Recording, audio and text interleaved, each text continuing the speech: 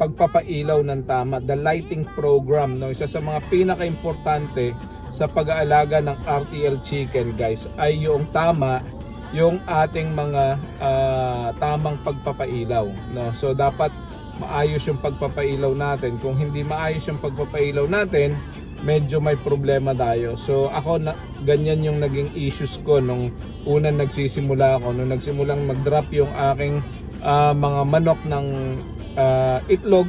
So super excited ako, tuwang-tuwa ako, kaya nagpailaw na agad ako. So I end up having loads of mortalities dahil nagka-prolapse sa mga manok ko, tapos nagka-issues, no. So dapat may tamang pagpapailaw, no. Anong edad dapat sisimulang magpailaw, anong dapat na ilaw, anong bumbilyan dapat gamitin.